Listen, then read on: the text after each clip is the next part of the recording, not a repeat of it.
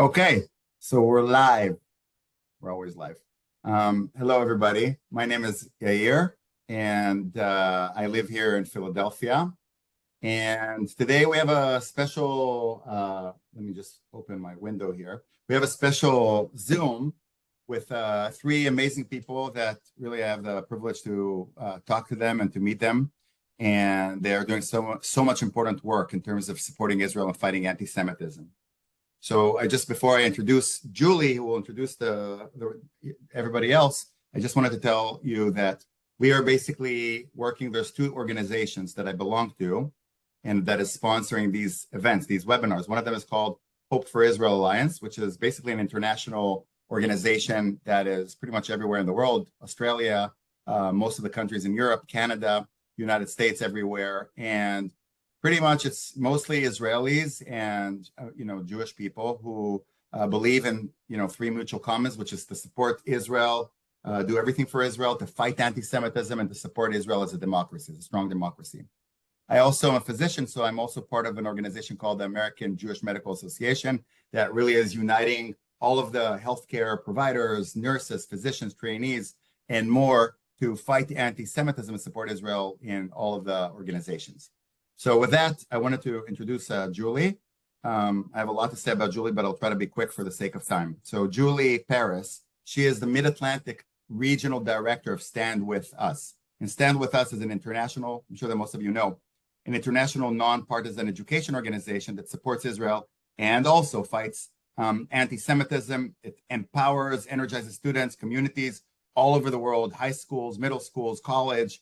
And, there's a lot to say. It was formed almost 25 years ago, and they're nonprofit and 501c3. And because of that, it's just very important to let you know that this is a non-political conversation. And I know we were just talking before, all four of us, about how, pretty much everything is dragging us immediately in all WhatsApp groups and all conversations straight to the politics, Trump and, Harris and everything. But we're going to try to keep the politics away. So Stand With Us. They do a lot of work. They respect Israel's democracy, like I mentioned, and their goal is to counter anti-Semitism, educate the public about Israel, empower others to educate their communities, basically, teach and form conversations about the history, policies, humanitarian situation in Israel, et cetera, et cetera. So with that, Julie, thank you very much for joining us. Thank you. Thank you, Yair, for the introduction, and thanks for arranging this webinar and so many other important webinars over the last year. So it is my great honor and privilege to be with all of you this evening, and in particular, to be with our two special guests who will be providing an overview on some of the contemporary anti-Semitism that we're seeing today, the roots of it on campus and in our communities, the legal tools that Stand With Us has at its disposal to support you, and answer any questions that we may have of when anti-Semitism, sort of when we identify it, and also when criticism of Israel or incidents affecting Jewish students and community members crosses that line and how we can address it. So I want to first introduce Rona. So Rona is not only a dear friend of mine, she's also a distinguished law professor and advocate. She has recently transitioned from women's jurisprudence to confronting anti-Zionism and anti-Semitism on college campuses. With a profound understanding of legal principles and the impacts of discrimination, she equips individuals with tools to counter anti-Zionist narratives and foster supportive environments for Jewish students. She has recently taken on a series of videos. So if you don't follow her on social media, you can find her at Professor Rona Kaufman. Many of those videos are done in collaboration with Stand With Us and give short, I would say under 5-minute descriptions on how to combat the most dangerous blood libel and anti-Israel narratives that we see today.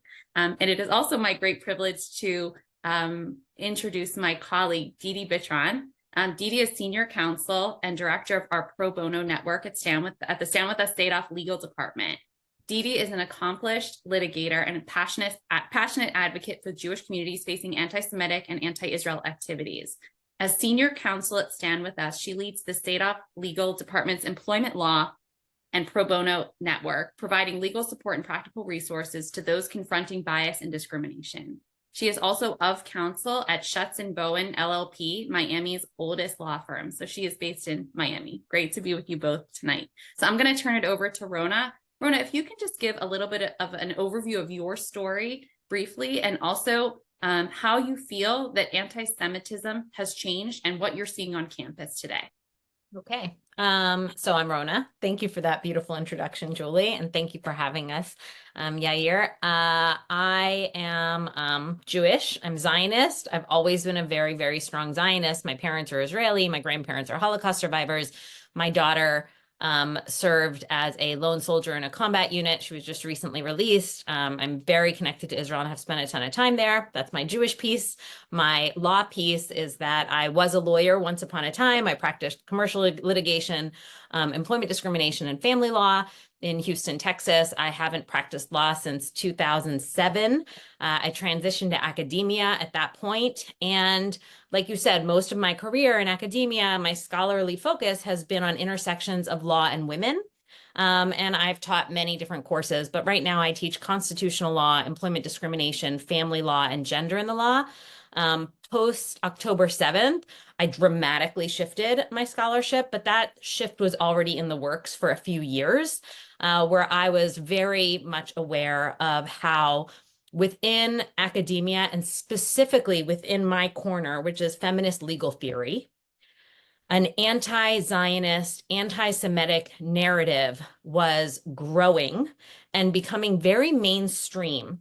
And I was aware of this, really for a very long time, probably for 15 years or so. I've been aware of this kind of growing problem, but like many, I didn't take it as seriously as I should have. And I thought, oh, reasonable people aren't going to believe these things. Of course, you can't just rewrite history and change an entire history of a people to appeal to some kind of an anti-Semitic movement. But anyway, I was wrong. And so since October 7th, I've really completely shifted. And so the way that the lens through which I'm looking at a lot of the anti-Semitism and anti-Zionism is still through a gendered lens. And unfortunately, so much of what happened on October 7th was gendered violence. And it's based on a history of gendered violence that has been committed against Jewish women for thousands of years through pogroms that were taking place throughout the world, really. So that's what I'm doing right now. Thank you so much. And Didi, can you just talk briefly about how you've been an activist for a long time. Your role in Stand With Us is relatively new. Can you tell us about your experience as an activist and how you transitioned to the role of working full-time in the nonprofit sphere of supporting specifically people who are facing discrimination at work? Sure. I wanted to say thank you again for having me. This is such an honor, and I'm happy to be here with such awesome panelists. I thought that I was going to go into this line of work. It's weird to even call it work because it's not work when you love what you do and it's super fulfilling. And I feel like every day I get to work on meaningful projects. So I hate calling it work. When I was in law school almost a decade ago, I had a classmate of mine who was sitting next to me in class, and I saw on her social media, she posted "Stab Jews because there are oppressors." And I remember thinking, oh my goodness, I just recommended this person for moot court because I thought, based on the merits, she was great. Why not? And it hit me like a brick wall that somebody could hate me and advocate "Stab Jews because there are oppressors," advocate for killing me solely because of the blood running through my veins. So that kind of lit a spark in me. And I remember I complained, I brought it all the way up the ladder in the administration. And, I spoke with the dean, who's no longer the dean. I spoke with the president, who's no longer the president. And they didn't really do anything. They just said freedom of speech, let it be. That drove me nuts because anti-Semitism is not something that we can or should tolerate anywhere. And universities should be using their freedom of speech to condone anti-Semitic behavior, to condemn it, to explain that they don't support this type of rhetoric, and to teach students how to be professionals and coexist peacefully. So I ended up writing an article titled "Anti-Israel is a Camouflage Platform for Anti-Semitism." And that article got published in my school's law review. It won an award in Canada. It made its way, all over the world. And it seemed like such a novel, crazy concept. But nowadays, we hear it all the time. Anti-Israel rhetoric is being used in a way that is anti-Semitic. And it's the new trend of how to attack Jews, but say, oh, no, I'm not anti-Semitic. I'm just anti-Israel. I'm just criticizing policies, but trying to hold Jews accountable. So that lit the spark in me to want to do Israel advocacy work. I did go into private practice for the past 9 years, and I've enjoyed it. I've cultivated the skill sets that I've needed. I've always been very pro-Israel, and I've done everything I can in terms of taking pro bono assignments. But after October 7th, something in me I needed more. And that's why I eventually ended up at Stand With Us. I really wanted to make sure that I did as much as I could to combat anti-Semitism. And it was a hard decision because I love my firm. I'm still of counsel there. They're excellent, Miami's oldest law firm. But I really wanted to make sure that all day, every day, I was fighting anti-Semitism and doing my part, not just for me, but for all the Jews nationwide. Because if anti-Semitism is tolerated in one place, it spreads like a cancer, like a wildfire. So anywhere that anti-Semitism sprouts up, I think it's important that we call it out. And that's why I'm now senior counsel at Stand With Us, but I'm also the director of our pro bono network. If there's any attorneys, anyone on this call who knows an attorney who wants to also help, please reach out to me. I'm sure our emails will be provided. I would love to discuss further what we do at Stand With Us and the pro bono opportunities, how lawyers can get involved. People can be as involved or uninvolved as they want. So it's a great opportunity. So I actually have maybe the first question is to you, Didi. And this is because what Julie has been doing, what I'm doing, I'm not related to any legal organization or anything, but I speak with a lot of people from the community, and we see a lot of anti-Semitism. And now I'm going to ask you a question more in terms of employment, because a lot of people, including myself, we work in big enterprises or institutions, and we sometimes face real scary anti-Semitism that makes us really uncomfortable as employees, as co-employees, even if it's not directed at us directly. And often, we're kind of shrugging and we're talking to each other and we don't really know what to do about it. So maybe in this session, Rona and yourself can give us maybe practical tools. I mean, I know some people know a little bit about Title VI, Title VII, but let me start with an example that is kind of similar to what you said. I don't live in Philadelphia, I live in the suburb of Philadelphia, but the school district of Philadelphia has been, unfortunately, in the news for months now, because there are several teachers and directors of social studies, et cetera, that are, saying the most horrific, really anti-Semite, anti-Zionist things that you can imagine. And some of the people who are co-workers, employees in the same organization in the school district of Philadelphia are exposed to this. And the question that I have for you, what can be done about this? And I'll just show a little example, because many people nationally, and certainly the people around Philadelphia, know this teacher, that she has been on a mission nonstop. She's a teacher in the school district of Philadelphia. All that she does is attack Israel. And like you said, she's not anti-Semite. She just says Zionism is racism. It's racism. Give them back. And she says things like this, like above. From today, I stop using the term Israel. There's no Israel. And instead, I refer to that country as occupied state of Palestine. And, this has been causing, specifically her behavior, but others as well, has been causing so much distress to the community. Of course, to the parents, mostly to the parents, but also to the people who are teachers, Jewish teachers who are Zionists, because most of the Jewish people are Zionists in our blood, and they don't really know what to do. So I guess the first question to you, or Rona, or anybody, but I think we'll start with you, Didi, is what can we do about it? This is an awesome question. Unfortunately, this comes up all the time. And I'm so sorry to hear that this is going on in the community. That's very troubling and concerning. So my first suggestion is to file an incident report with Stand With Us. And if it's okay with you, I'll send you the link and we can circulate it to everybody who's on this webinar. There's a website that you go to fill out an incident report. Stand With Us's legal team is unique in that each one of us is a subspecialist in a different field. So we have someone on our legal team who specializes in criminal law. So if the issue is stalking, vandalism, assault, she's the expert. And then we have someone on our team who works on kindergarten through 12th grade. Yes, you heard me correctly, kindergarten, because sometimes parents call us saying, you will not believe the stuff that my kid's kindergarten teacher is teaching in the classroom that has to do with anti-Israel and anti-Semitic. We have someone else on our team who specializes in campus, so college campuses. And then you have me, hi.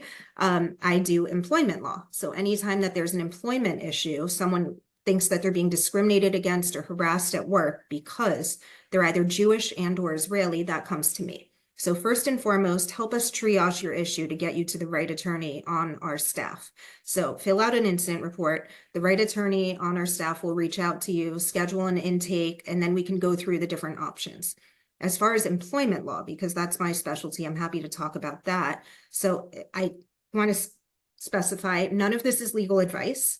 I am an attorney, but I'm not suggesting in any way or commenting on a specific case right now. It's just in general.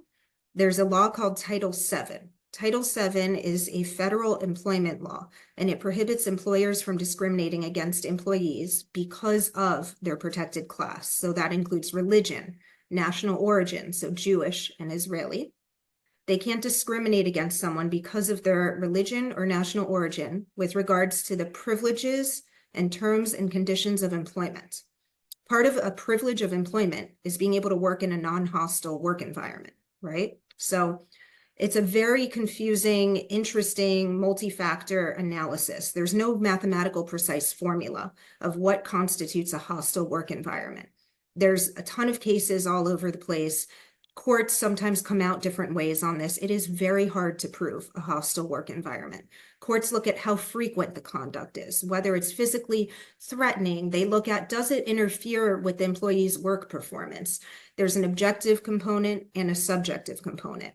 So they really look at it. Usually one incident is not enough. So if somebody looks at you and says, you dirty Jew, I hate you at work, a coworker, or even a third party, a customer says that, that likely is not going to be enough to carry the day for a hostile work environment claim. Unfortunately, the law does not provide a remedy for every single wrong.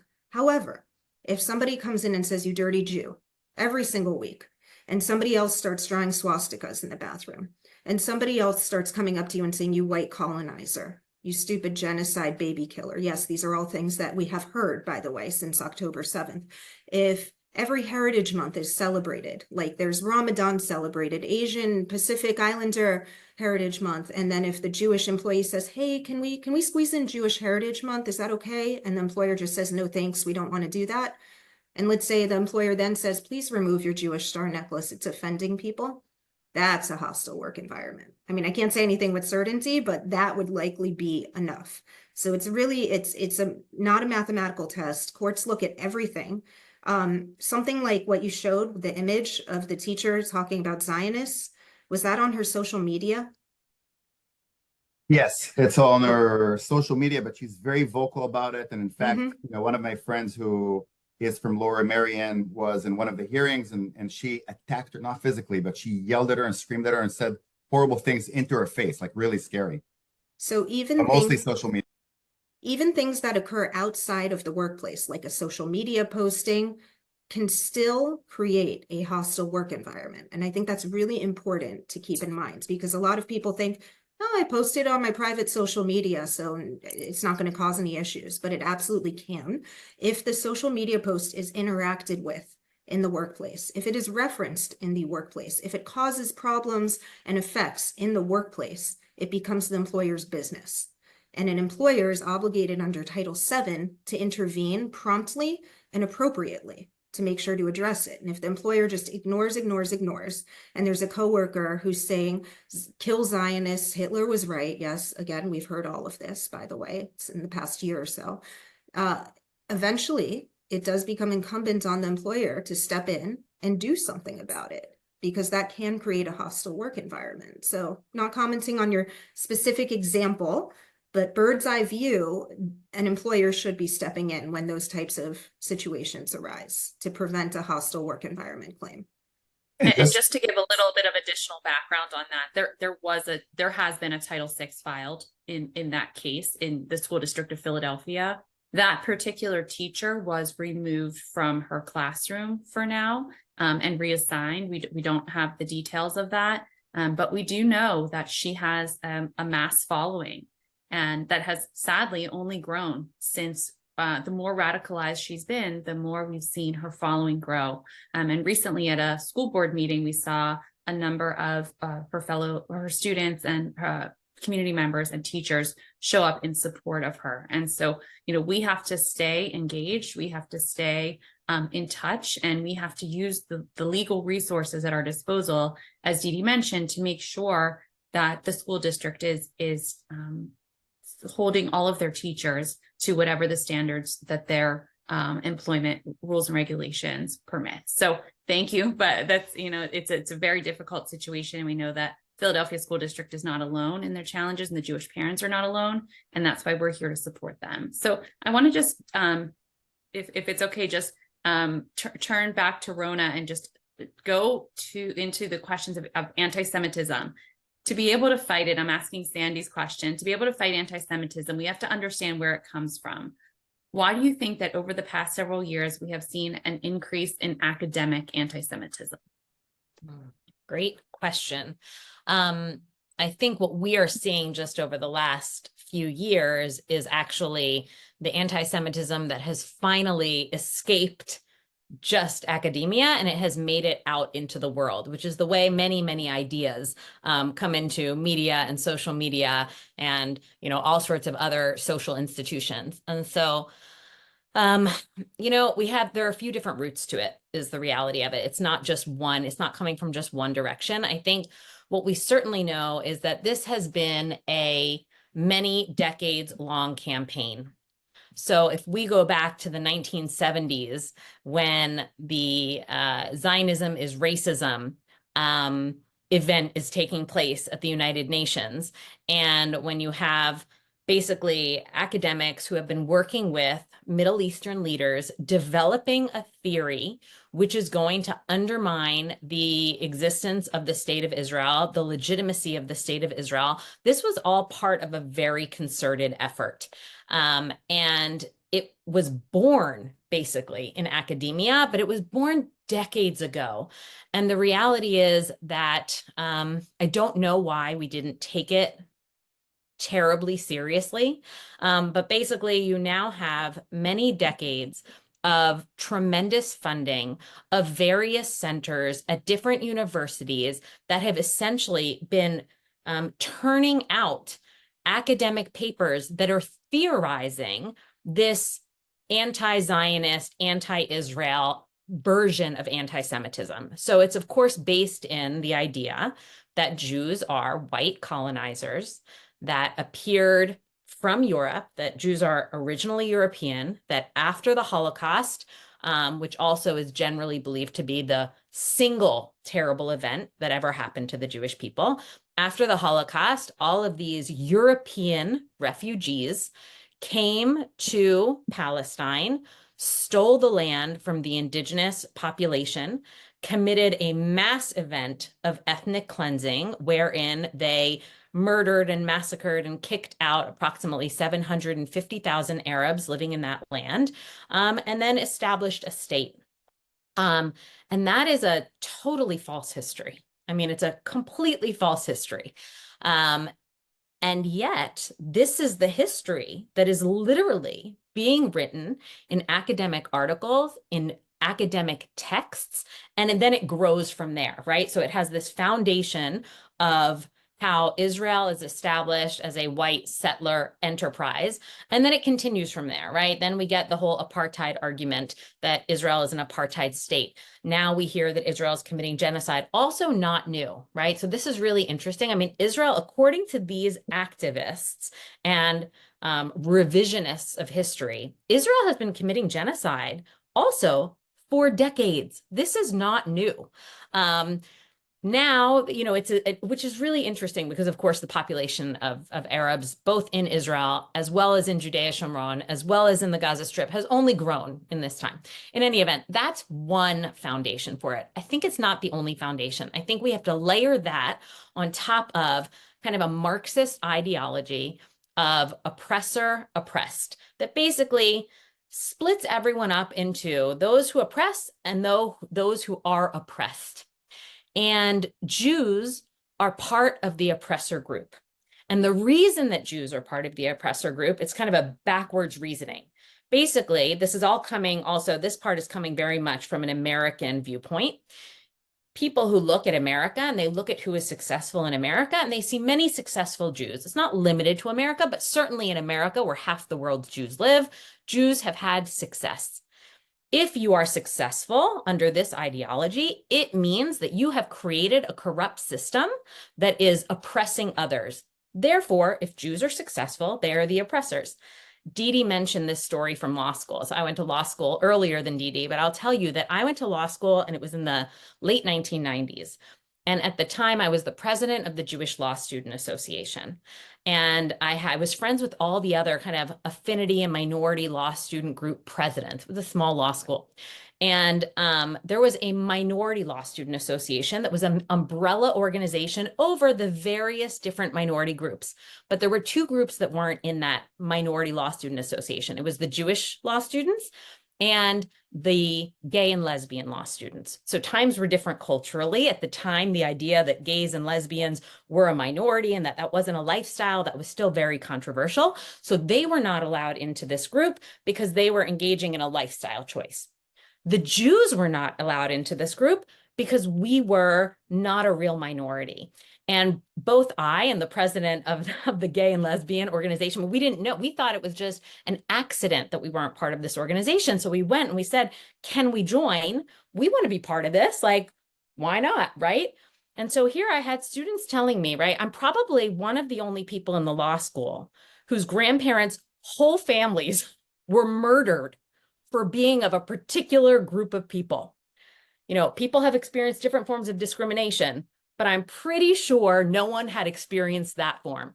And I was very clearly told, oh, you're not a minority. And I very foolishly, I was like, okay, I don't understand, you know, whatever, but like, why don't you want to let us in? They're like, you're too successful.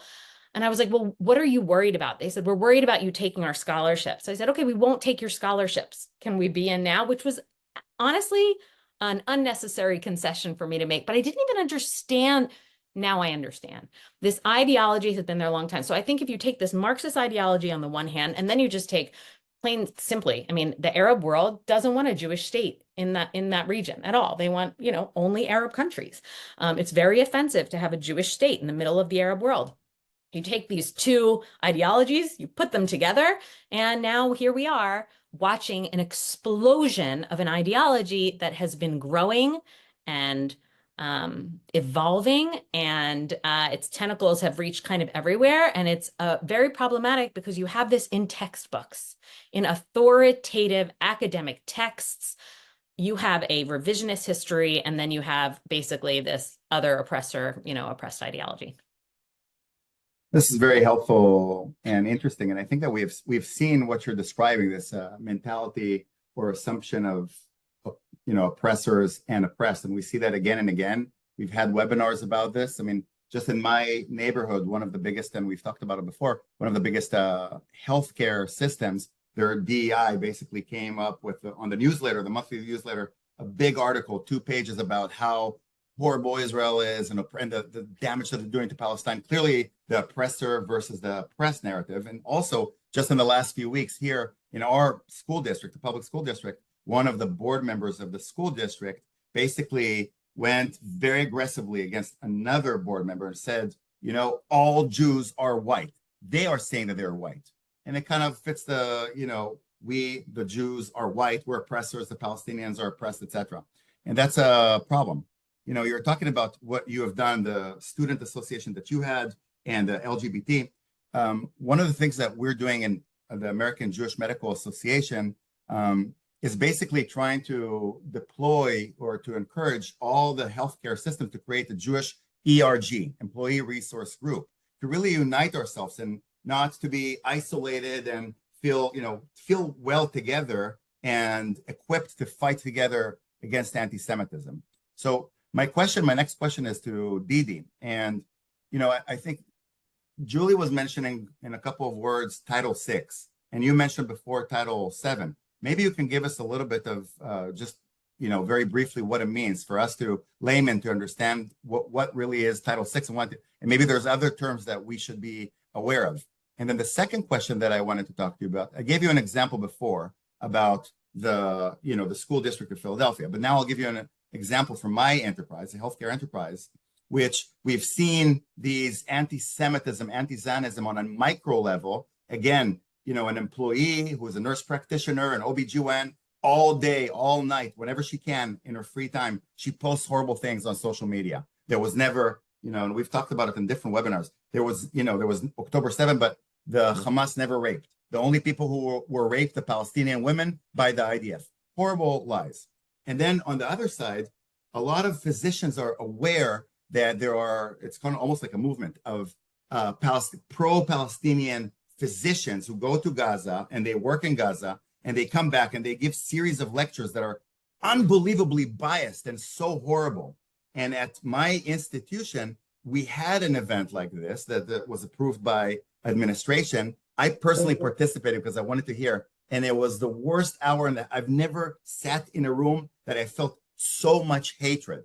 So again, and me and other employees, this was supported by the enterprise, by the university, by DEI. Is there anything that we can do, Title VI, Title VII, stand with us to help with cases like this, like the ones that I described? Again, not going individually into the cases. I like that caveat.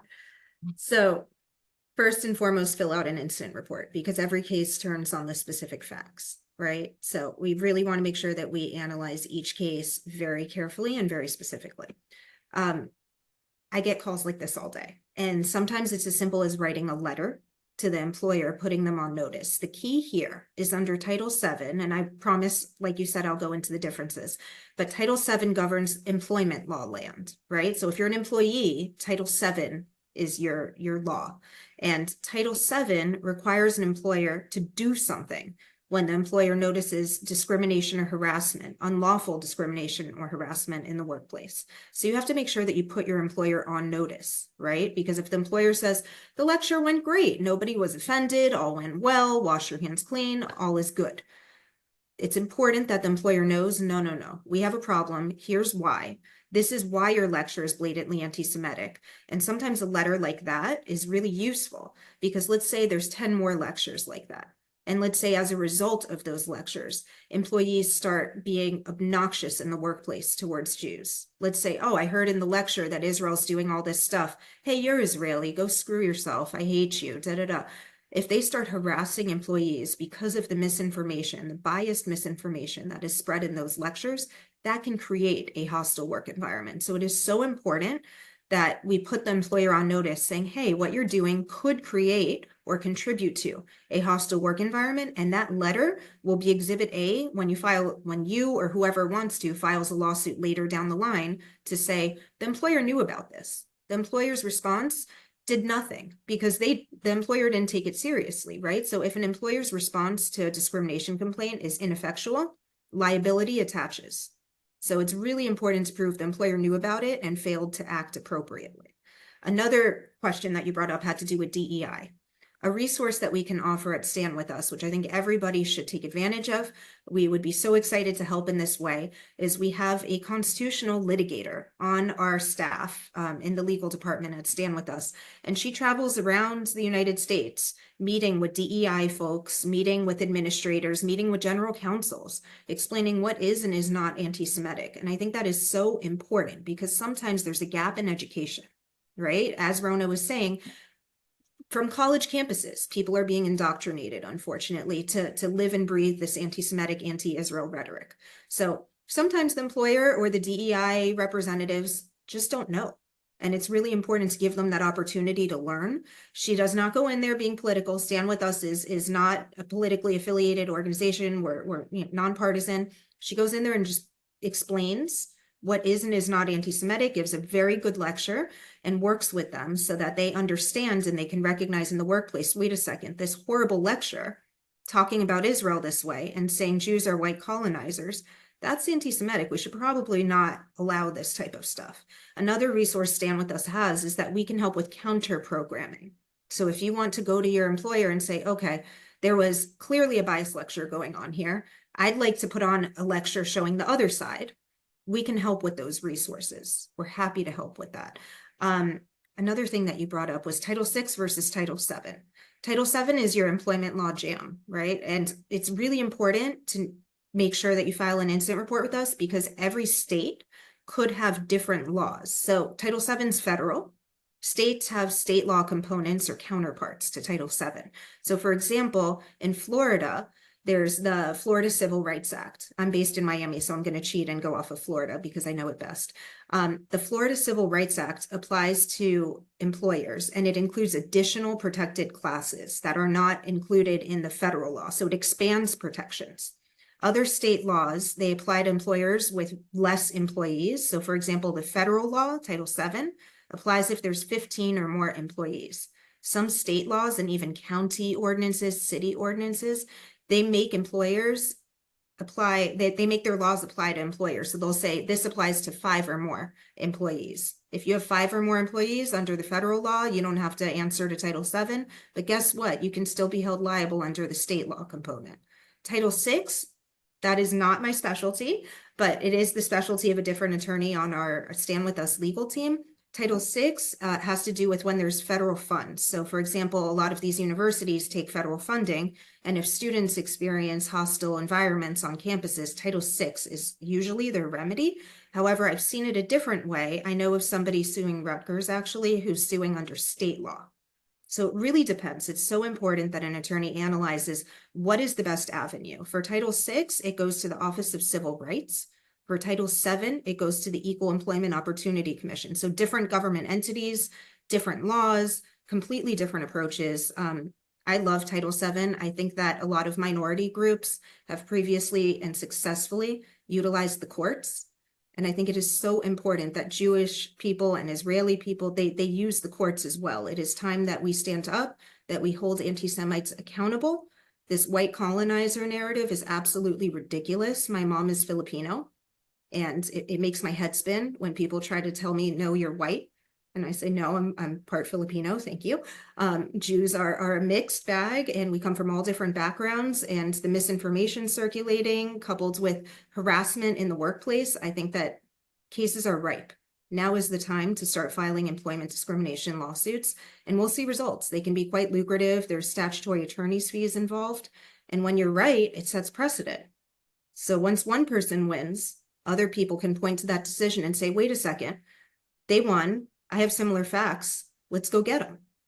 There was actually one case, and then I promise I'll stop talking. There was one case recently that I saw from a district court, a federal district court. I'm forgetting which state, which said that saying Jewish American princess, calling somebody a Jap in the workplace, that in itself was enough to create a hostile work environment claim, believe it or not, because they analogized between the word Jap, Jewish American princess, and the N-word. And they said if the N-word is enough in some cases to create a hostile work environment claim, this court believes Jap is enough. And that's a great case for Jews. I mean, would every judge agree with that? No, because some courts are different and different politics are involved. However, those decisions are coming out. And it's important that we keep fighting, that we hold anti-Semites accountable. And I think that we can really win this battle and turn things around. So Can I before add I actually, oh, I'm sorry, Rona, go ahead. Is that just really briefly? I'm just thinking about, first of all, Dee Dee's explanations are amazing, fantastic. You should be a guest speaker in my classes. I just want to add, so all the civil rights law that we're talking about, when we're talking about the federal law, we're talking about the Civil Rights Act of 1964, which I think most people and most Jews don't think of it as a law for them. But we are all, I think, very familiar with sexual harassment and racial harassment, but especially sexual harassment, especially because we've all watched shows like Mad Men, where, you know, once upon a time, before Title VII and before the Supreme Court interpreted Title VII to also protect against harassment and hostile work environments, you know, harassment was very commonplace in the workforce in America, and it is now unlawful. And so if at any point in time, when someone's just kind of trying to think like, am I overreacting? Is this something wrong? First of all, certainly file an incident report with Stand With Us and go talk to a lawyer. But at the same time, I think that think to yourself, okay, if they were treating me differently in this way or harassing me based on sex, this would not be okay. And if that's where your gut is, this would not be okay, then it is likely unlawful. And it is worth pursuing. And again, like Dee Dee's saying, like we have so much case law on sexual harassment and racial harassment. And that's because of the many, many, many brave men and women who for decades have been bringing these suits through the system. And it's hard to bring a suit. And I mean, it really is. It's hard to be a plaintiff. But it is because of their bravery. And the other thing I just want to note is that, Title VII and all of the state versions of the civil rights laws are one tool, a really important tool and a really forceful tool. But we also need to recognize that we are trying to solve what is at its core a social problem. Like it is a social poison.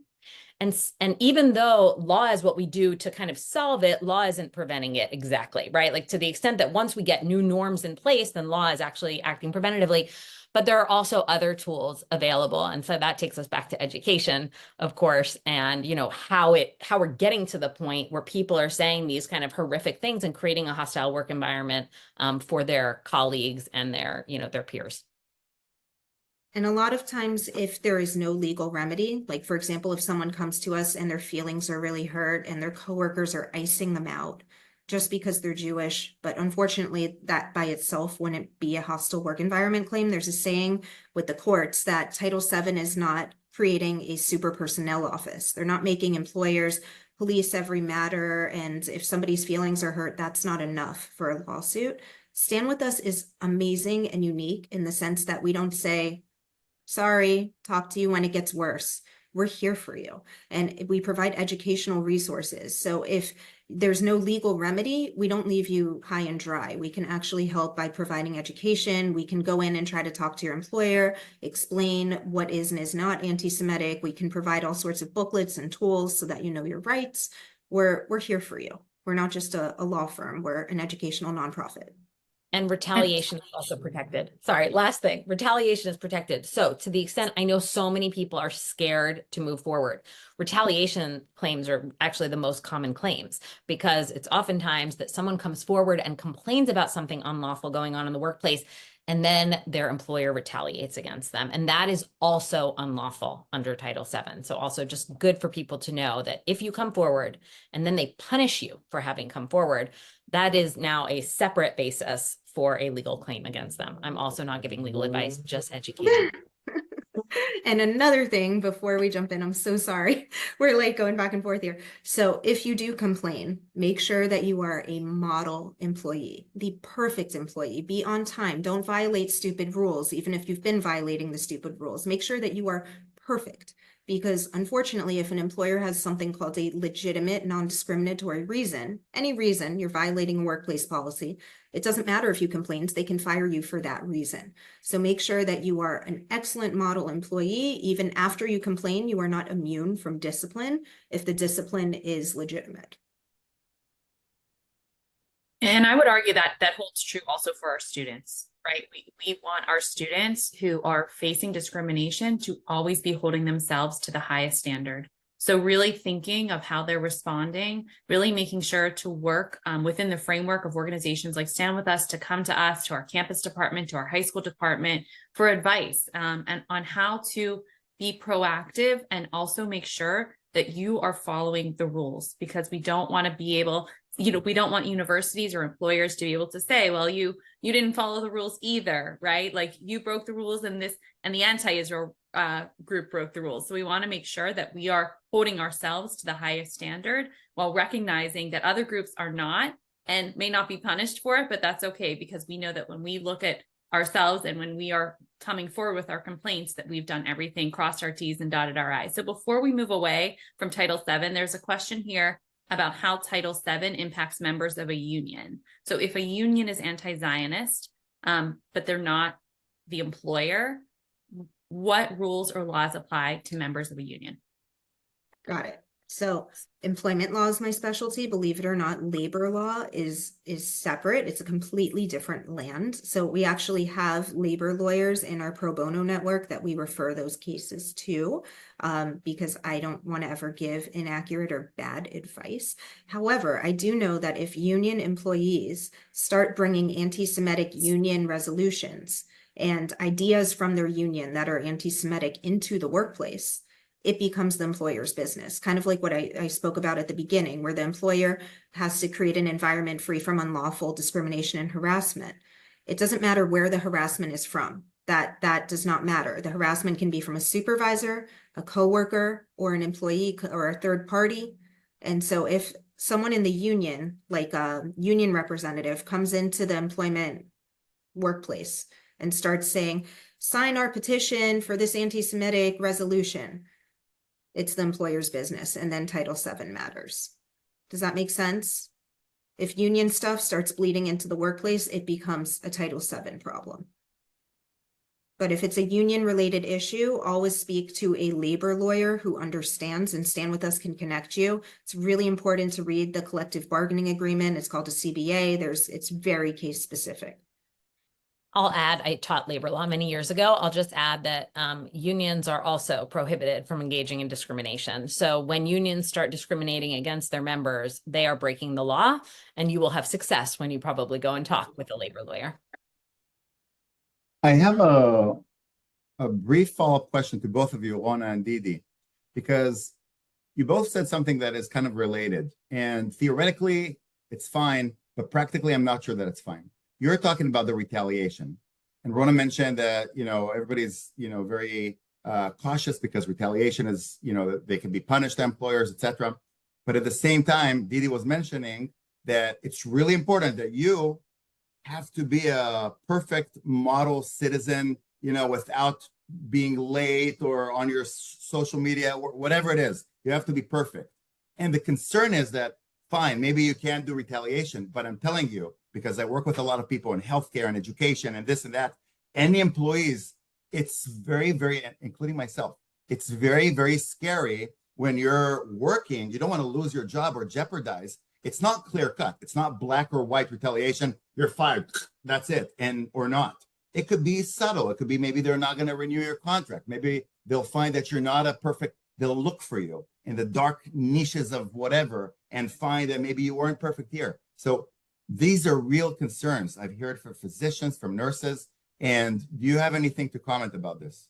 Absolutely. So if you can show that the employer looking in the shadows to try to find something that you did that was wrong, they're really just trying to find an excuse to get rid of you, the squeaky wheel Jew, you can show that that's pretext, right? So if there's other people in the workplace who do the same thing wrong every day, let's say they clock in 2 minutes late, and the employer goes after only the Jewish person for clocking in 2 minutes late, there's a way to refute, no, their reason was not legitimate. They didn't fire me for a real reason. They're firing me because I complained about anti-Semitism.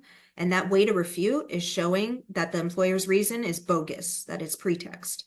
So there are ways to get around it. It's just very important that you're a model employee, because you don't want to even give them that reason, right? You don't want to even have to go and prove that the reason is pretextual for discrimination. You want to make sure that you come off squeaky clean. As far as what constitutes retaliation, it's not just getting fired.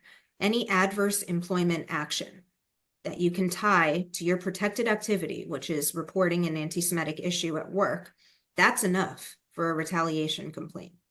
Does that make sense? So anything that alters the terms and conditions of your employment significantly, that would be enough. It doesn't have to just be you're getting fired. If they start giving you the worst shifts ever, like the graveyard shifts, and previously before you complained, it was perfect, you had your daytime shift, everything was good, that would be enough for retaliation. If you can show that the employer's action would deter a reasonable person from reporting something, that's enough.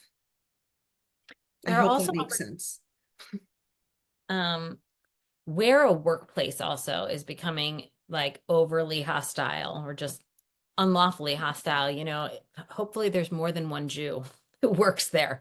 It's good to have friends to be able to kind of band together with in bringing these suits if people are experiencing the same type of discrimination overall. I think it's also fair to be honest and say that, yeah, it is hard to be a plaintiff. And the reality is that we as Jews are living through difficult times right now. It is hard to be a student on a college campus. It is hard to be a Jewish professional who is out there being Jewish and who's being harassed at work. It is hard to be an Orthodox Jew walking on the streets of New York. And it is really hard to be a soldier fighting in Gaza or Lebanon, right? And things are hard. And these things may be hard as well. And yet, you know what? We're a people who has survived a whole lot of hard, and this too we shall overcome. And so at the very least, just because you consult an attorney doesn't mean you need to move forward, but you can at least get a sense of, okay, what are my rights? How strong is the case? How likely is it that I maybe will face retaliation? Like attorneys like Dee Dee, who have been doing this for a long time, you know, she doesn't have a crystal ball, but there's a sense to this in being able to predict it. So it's hard and it might be uncomfortable and it might make things difficult for a time, but also we need heroes out there who are going to bring these suits. I mean, we're seeing the students who are doing it on college campuses. Not every student is willing to be part of these, you know, they don't want to be named in these suits and these complaints being brought because they're scared about their futures. But some of us, you know, if you hear it inside of you that you're the one, you know, go for it. Also, I want to add a separate entity, so not part of our legal department at Stand With Us, is called the Stand With Us Center for Legal Justice. So separate entity, not my employer, but that separate entity has something called associational standing. It's a membership organization.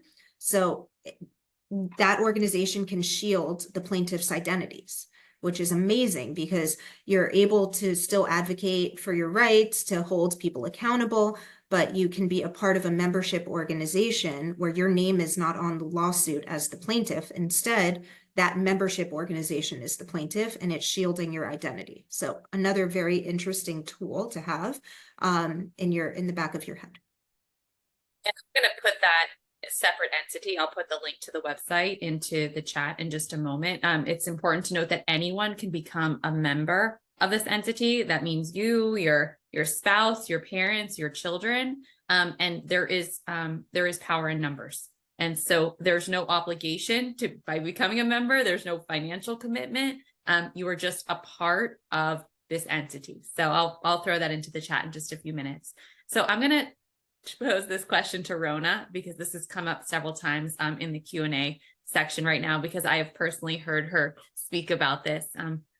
This question has come in several different forms. It revolves around anti-Zionist Jews. So the question is, one of the challenges I see is that so many Jewish people are joining in the anti-Zionist movement, which makes it really hard to make the case that anti-Zionist or anti-Israel activities are anti-Semitic.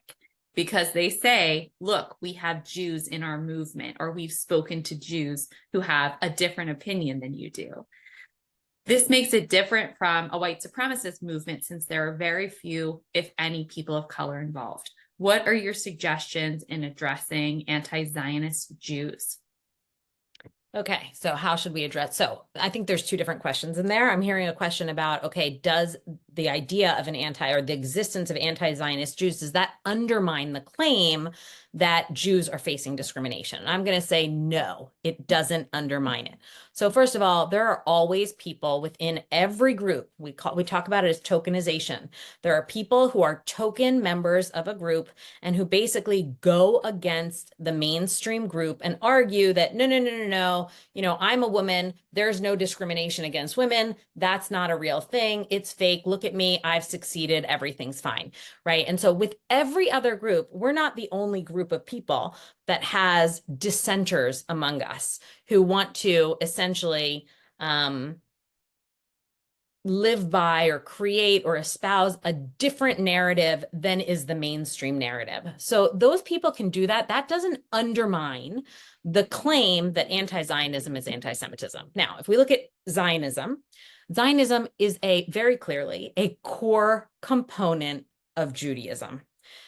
The people who don't understand that are people who don't know anything about Judaism. And there are plenty of Jews who know nothing about Judaism.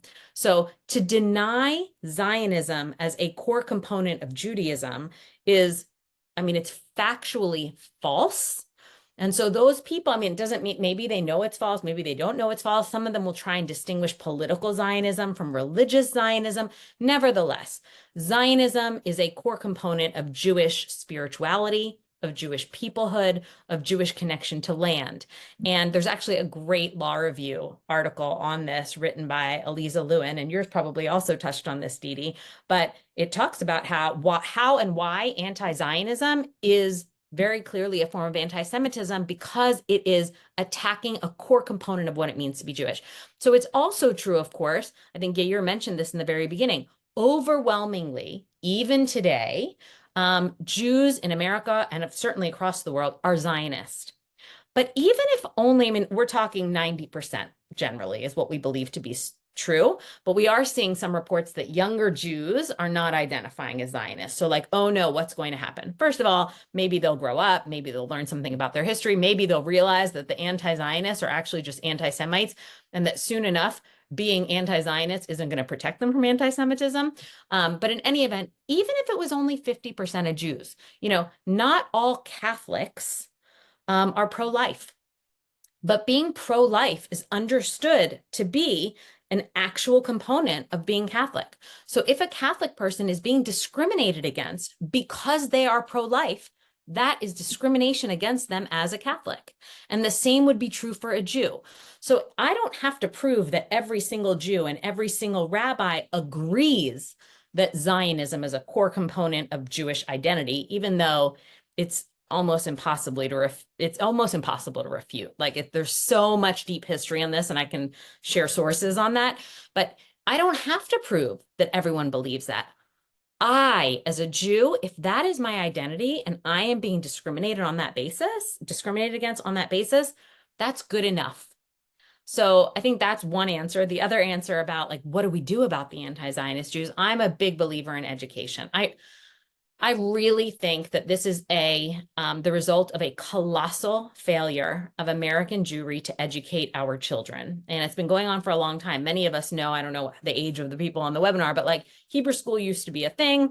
It's barely a thing anymore. You know, like many Jews are not receiving any formal Jewish education. Many Jews don't know that they are part of a people. They think that they just have this religion, just like Christianity, just like Islam. Judaism is not just a religion. And I actually, more than anything, honestly, sometimes I get really mad at the anti-Zionist Jews because they're making it harder for us and they're giving cover to people who are trying actually to destroy us.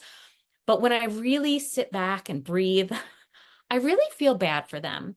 I really do. I feel like, wow, I have such deep pride in my Judaism and in being part of this extraordinary people who has survived as long as we have and who have reestablished sovereignty in our ancestral and indigenous home. Like I have so much pride.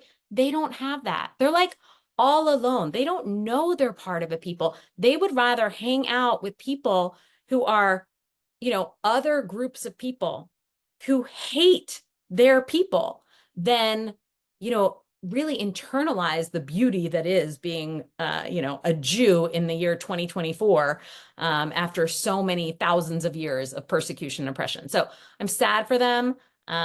They lack the education. They are quite simply wrong. And the fact that they're out there saying what they're saying really should not disrupt our ability, certainly not legally to be bringing suits, but also socially. I mean, we need to just really clearly say like, that's really nice that that's what they think. And we can analogize it to other groups because there are, even though there might not be Black people or Jews who are in Nazi white supremacist movements, there is plenty of disagreement among other groups, women, about, you know, what it means to be a woman. Like, we are not monolithic. No one is monolithic. So I think there's that piece too. This is very powerful, Rona. And before I take the next question of Daphne, I'll just comment on what you said. Good for you for having compassion for these people, this Jewish Voices for Palestine. I'll tell you that today I was in the hospital and I was caring for a patient and she was sick and she was like huffing and puffing and didn't look good. And she suddenly stopped and asked me, when she stopped huffing and puffing, she looked at me and she said, "Why do you have so much gray hair?" And I barely look at myself and then I looked in the mirror and a year ago, I didn't have any gray hair or barely. And you know what? A lot of it is because I'm so annoyed and upset and angry at the Jewish, all these people who are causing us so much damage every single day by the cover that you're mentioning to those people who are truly anti-Semite and truly want to eradicate us from the world. And it's horrible. But Yeah, can I just say one thing? It's not new. And that makes me feel better also. There were Jews who were with Hitler. We have always had traitors among us, and they're traitors as far as we have always had traitors among us. And it seems to be that most of the time those traitors, after another couple generations, they're not Jewish anymore. That's why in Spain, there's so much Jewish blood they're now discovering. You know, everybody in Spain has some Jewish blood. It's the people we lost along the way. So yeah, we're going to lose some of them. And then other times the weirdest things happen. You have this anti-Jew Jew and their kid becomes a rabbi. So that's kind of an interesting story too. But yeah, I'm with you that it's hard. So the question that I had, Daphna, who also lives in the area of Philadelphia and is an amazing activist. Some of you may know her, but she basically asked a question that is two questions in one question. And one of the first question is extremely relevant to what you just said, Rona, and all the explanations that you've been giving about anti-Semitism and anti-Zionism, etc. She wants to know if you stand with us or you're aware of others that can give campus school students workshops or some sort of education. Because, for example, I mean, we can spread this webinar because all your insights and Didi's insights are so important. But the question is, maybe there's something that you can do to help the students, even handouts or materials that they can feel better equipped. And then the second question that she had, and that's something that always bothers me, is remember I told you at the beginning about this teacher who always says awful things, and she's still in the school district, but she's currently not working. She became a martyr, as Daphne said. And that's the problem. We fight with anti-Semitism, and then we hold this person again, accountable. And then the next thing you know, they're like, oh, they fired me 17 bazillion followers who are like, after them in fire and everything. So I guess these are the two portions of the question that Daphne had to all of you, Julie included. So I would just, when it comes to student training, that is something that Stand With Us absolutely offers. We will bring training, we will bring educators and experts to any student groups and any campus or school that requests it. The biggest challenge is getting into the schools. So we are always available. The question is just, what is the best approach, either going through the school or going through youth groups to bring the kind of education that we know that our students and our teenagers and our students on campus could benefit from. So we offer, first of all, several leadership programs for what we would describe as really self-motivated teens and young adults on campus. So teens in high school who are presidents of their Jewish Student Union, who are head of BBYO, who we really see as taking the lead on bringing their peers in to be proud of being Jewish and proactive in their efforts to engage others in fighting anti-Semitism and educating about Israel. We will train them. We send them to Los Angeles twice over the course of the year. We send them back to their campuses and their schools to be leaders. And we work with them to bring the kinds of programs that they feel that their fellow students want to hear about. So we know very well, and I know myself as a mother of teenagers, that teenagers don't listen to what adults want them to hear all the time. So we know that it has to be student-led, it has to be through grassroots efforts, and it has to be relevant to the challenges that the students are facing. And if we can say anything about the last year, it comes down to the fact that we have seen an incredible Zionist revolution amongst our young people. An awakening that many of us have had has also come up through the next generation. They might be displaying it differently, they might be hearing it differently, but they are aware. And so we have to be able to give them the tools and the resources that they need as really frontline fighters in this eighth front. So the 7 fronts that Israel is facing, and the 8th front for the hearts and minds of the American people and the world. And so we will offer these resources. We offer training. We have a semester-long virtual program. We have this year-long internship and fellowship for both high school and college students. And we also have speakers and resources available. Our resources are all available online. And also we have hardcover pamphlets. So Stand With Us is actually the top producer in the world of material when it comes to Judaism and the state of Israel. So anything, answering difficult questions, how to explain October 7th, who is Hamas, know your rights, really anything that you could think of, we probably have a booklet on it. And as far as coming into the schools, Dafna had mentioned this, we have our high school manager who lives in Upper Bucks. She is available to do trainings and come into schools and work with groups like the JSUs and other BBYO and USY, any groups that are open to having her. And we also have, just in a few weeks, our top senior international educator, Charlotte Korchak, coming through Philadelphia. We are hoping to bring her into some of the local school districts. We're hoping to get her in front of crowds. So if you have groups that you think need to hear this message, students who are open to it, we will work with them. We will work with any other organization, campus organization, or school organization that is open to allowing us the opportunity to get in front of students. And I would also add that, oh, sorry. No, you go first. It's okay.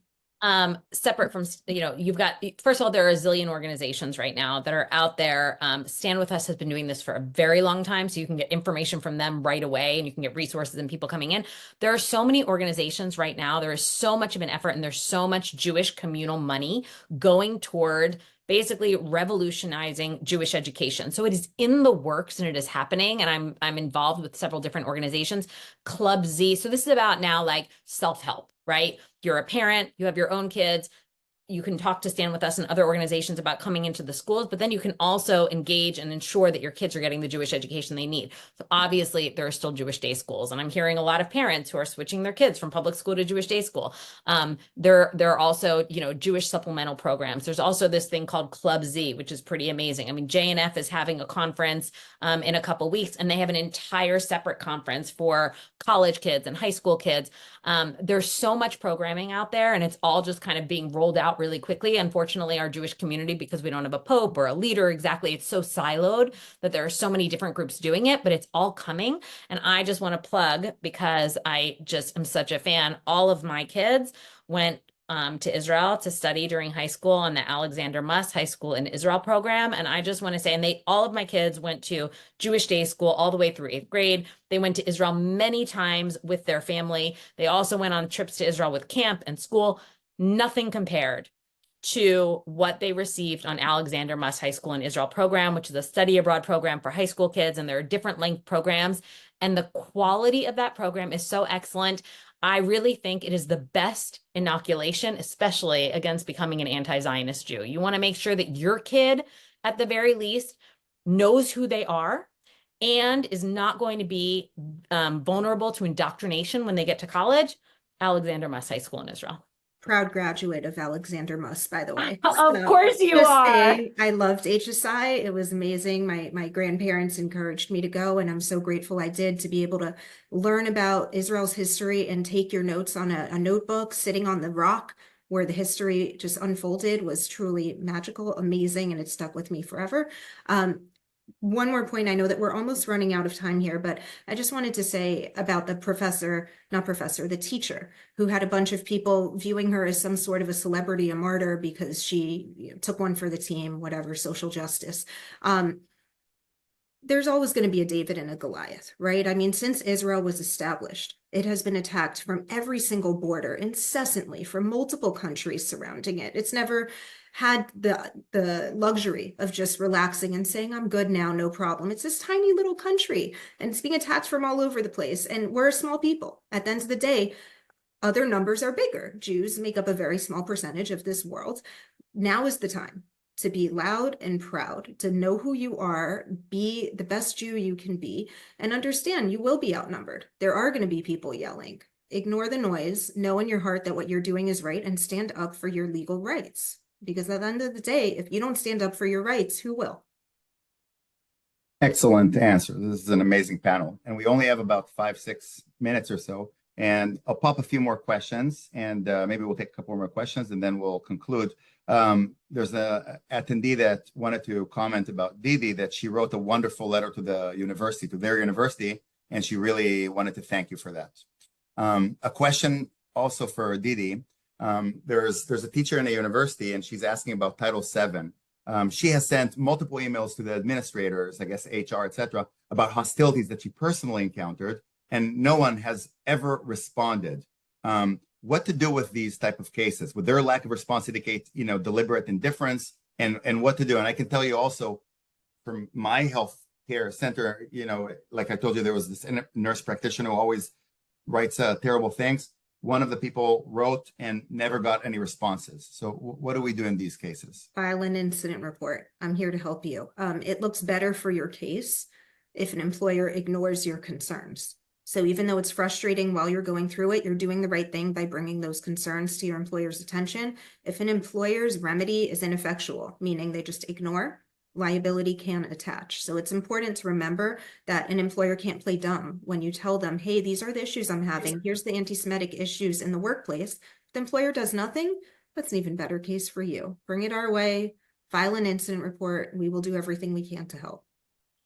I want to I'm add also, sorry, by the way, that you're experiencing that. I don't mean to come off as like a cold litigator and be like, yes, let's go get them. But I am sorry that you're dealing with this, and I'm sorry they're ignoring you. That is not right, and we're happy to help. for faculty and staff at universities who also just want community around this. If you don't have community at your school, there's an organization called the Academic Engagement Network. And that organization, basically, you just have to be Zionist. You have a one-on-one interview for them to make sure you're Zionist. And then you have access to basically a community of Jews on campus, again, faculty, staff, administrators who are concerned about this. And I think that's a really helpful environment to be in. So I want to just talk briefly about what we're seeing with the exclusion of Jewish representation in the arts, and specifically in writing, conferences, Israeli and Jewish professors being left out or uninvited as guests or panelists. And so someone asked a similar question. David wrote, I am a writer and am confronting an environment in which Jewish and Zionist writers are increasingly canceled from book events. What, both from a legal and non-legal method, are we able to address this effectively? And what can we do to combat it? Should I start, or do you want to start?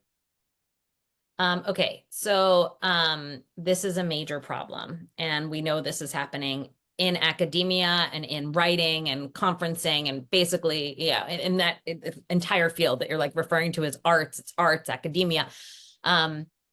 Unfortunately, the American Association of University Professors recently reversed their decades-long position on this.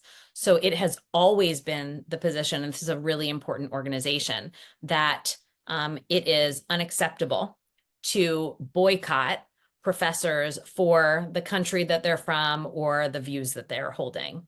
And they just reversed it, and they reversed it specifically because of Israelis. They reversed it to basically sanction conduct that for decades they have objected to, because, and it is specifically targeting Israelis. There are those of us who are working really hard to, even if we never had connections with academics, and I think that you're seeing this in other fields as well, so also in art, also among authors, those of us who have never had connections with academics in Israel necessarily, who are building bridges right now so as to kind of fight against that. I don't know about the legal implications, so that'll be for you, Didi, but to the extent that it is lawful, this is a matter now where Jewish professors and other professors who are sympathetic to this and who do not want to be in an academic culture where suddenly you can be blackballed for being from a particular country, especially when they're doing it so inequitably, right? They're not discriminating against Arab universities, for example, that completely prohibit Jews from being involved, but they're doing it against Jewish academics at universities like the University of Haifa, which has so many Arab academics as well. It's all nonsensical, very discriminatory. So that's what we're doing right now. Again, Academic Engagement Network is a good organization to be involved with. I think that we ran out of time. I always try to promise that. Any last comments, Didi or Julie? Thank you so much for having us. This has been a great experience, and we're so grateful that people are interested in learning about their rights. It's very refreshing. I just wanted to say one thing. I've been involved in many webinars, And I can tell you, and I'm getting live feedback from different people, that this has been amazing. The three of you are unbelievable. And this was such a powerful, insights to hear. And I think, I'm sure, because I already am hearing it, that perhaps if you're interested, we can have another one of these sessions, because anti-Semitism is not going to go away tomorrow or next week or next month. And we need to keep talking about it. In the same way that Daphne said, listen, we need to be educated and get some sort of a mental, equipped, some sort of a handout or something. These conversations, and many other people will watch these conversations, I think are really, really important. So I really wanted to thank all of you, Julie, for all that you're doing, Rona, for all that you're doing, and Didi. And, I'm honored to know the three of you, really. And I just want to thank you, Yair, for all of your efforts. I want everyone on this call, to know that you're not alone, and that there is power in our collective energy in responding and fighting back and being proactive and making sure that we're standing up for our community, and that we are here to stay. We're not going anywhere, and that we are here to tell Israel's story. And so I will be in Philadelphia this weekend. I'll be doing some events actually with the lawyer that Didi mentioned, who's a constitutional lawyer. We'll be doing some events this weekend. If you're interested in attending or meeting with us, I put my email in the chat. You can reach out to me anytime. And we are here to support you. You are not alone. And there is strength that comes from speaking up and being brave. So thank you so much. So to everybody, last thing that I wanted to say, sorry that we didn't get to all of the questions, but I did, I copied everything and I will share it with the three, Julie, Didi, and Rona. And perhaps the next time we'll start by answering some of these questions. So toda rabba, everybody, and Laila Tov. Thank you for everything. Laila Tov. Laila Tov.